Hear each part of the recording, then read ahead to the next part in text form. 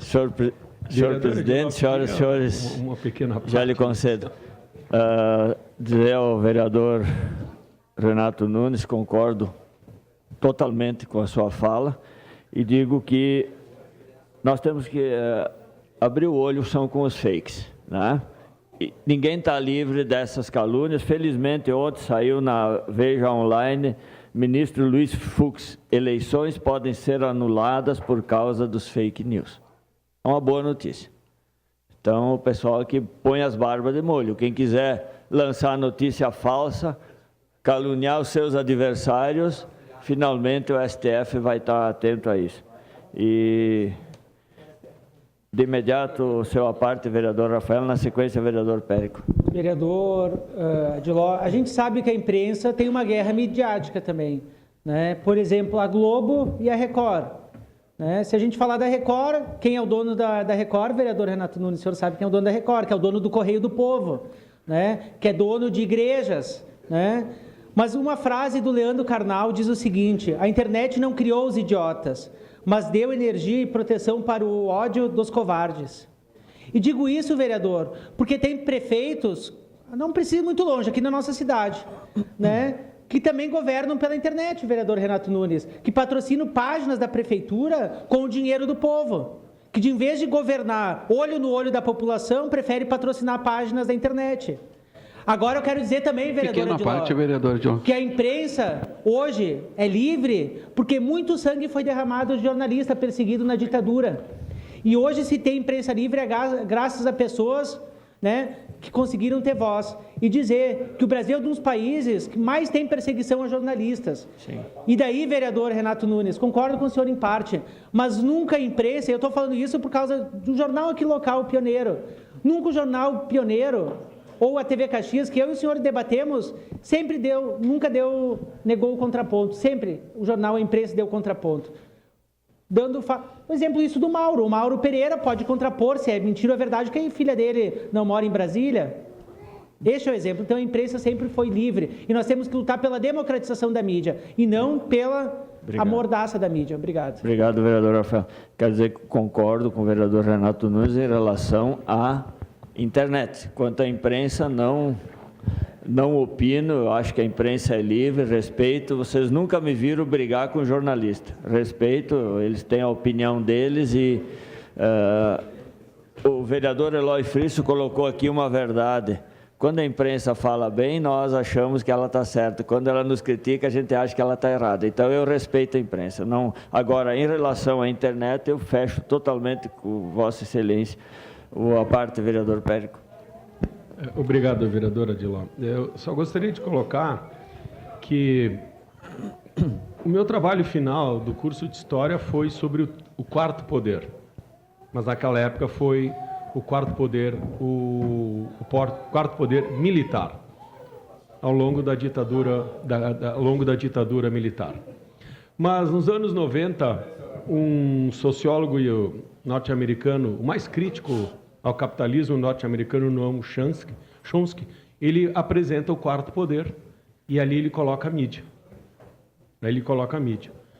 E eu vejo hoje esse quarto poder, a mídia, que talvez esteja sendo substituída por um outro quarto poder, utilizando a mídia, que é a igreja. Quando o colega Rafael coloca, quem percebeu isto foi algumas religiões, obrigado, colega Renato, foram algumas igrejas da religião cristã,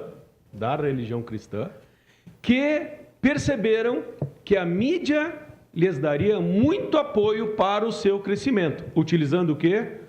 Digamos, quarto poder, para que talvez ela se torne o quarto poder, detendo a informação, tanto nos templos como a informação, tanto na mídia. E o maior exemplo é a Igreja Universal do Reino de Deus, que não foi por nada que ela adquiriu a TV Record, e no Rio Grande do Sul, a Rádio Guaíba, o Jornal Correio do Povo, e isso então, e a TV também Guaíba, isso tudo é uma grande estratégia para dominar o quarto poder e talvez eu ocupar o quarto poder. Desculpa, vereadora Adiló, mas acho que é importante que a gente coloque isso. Parte, vereador. Não, bem rapidinho, vereador Adiló. Eu quero dizer o seguinte, ó, se fosse escolher, tá? Eu creio que o prefeito, vereador Rafael Bueno, eu creio que o prefeito até tomou a decisão certa. Porque assim, ó, entre patrocinar, tá? Ali na internet, nas redes sociais, que é a mídia do povo, como eu coloquei aqui, a maioria dos nobres pais concordaram comigo, e patrocinar apenas um veículo de informação, né, que vive disso, que vive da verba da publicidade, eu prefiro 1000 vezes patrocinar na internet, poxa, porque ali é onde o povo está, e ali não tem manipulação, né? Não tem manipulação e não tem interesse também. Então, você faz a propaganda e está ali para o povo fazer o julgamento. Era isso, muito obrigado. Obrigado, vereador Renato. Eu vou tratar de outros temas, mas eu quero fazer uma referência ao que o STF fez ontem, a turma que puxou os processos do sítio do Atibaia e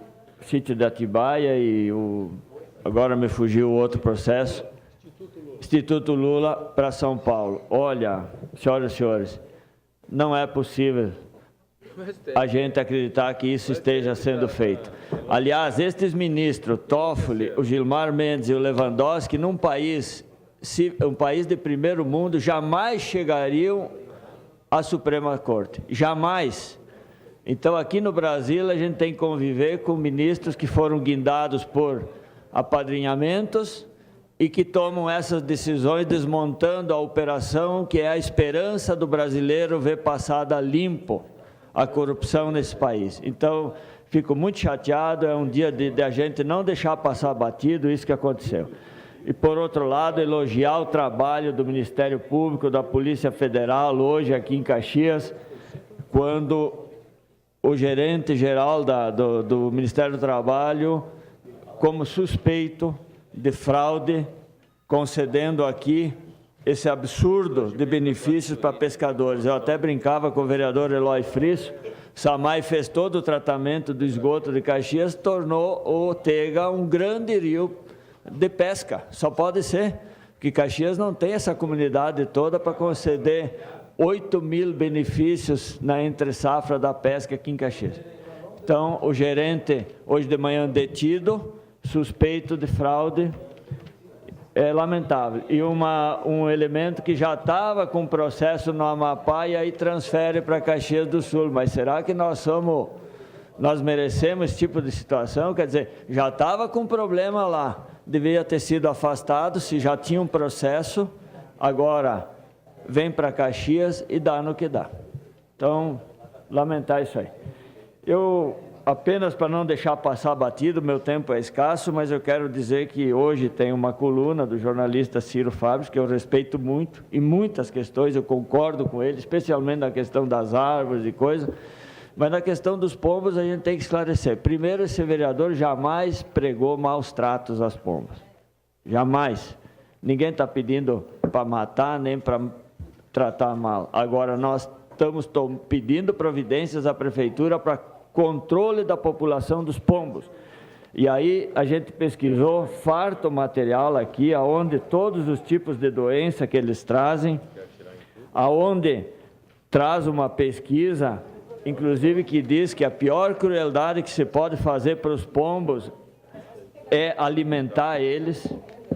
Eles vivem mal, eles procriam mais, eles ficam preguiçosos, eles se tornam pombos mendigos, eles têm vida estressante e o pior de tudo, o pombo que teria direito a viver entre 10 e 20 anos na natureza, quando alimentados, eles não passam de 6 anos, a vida média é de 4 a 6 anos.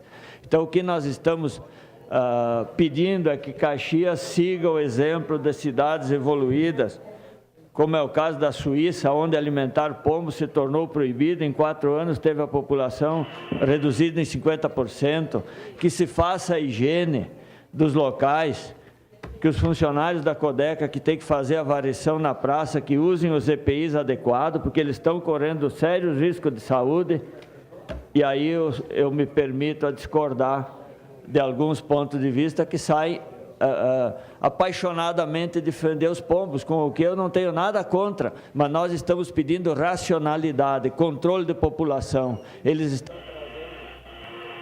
Só para concluir, senhor presidente, estão trazendo sérios problemas para toda a vizinhança no entorno da praça e, o pior de tudo, trazendo problema para os próprios pombos. É isso, senhor presidente. Muito obrigado. Encerrado o grande expediente.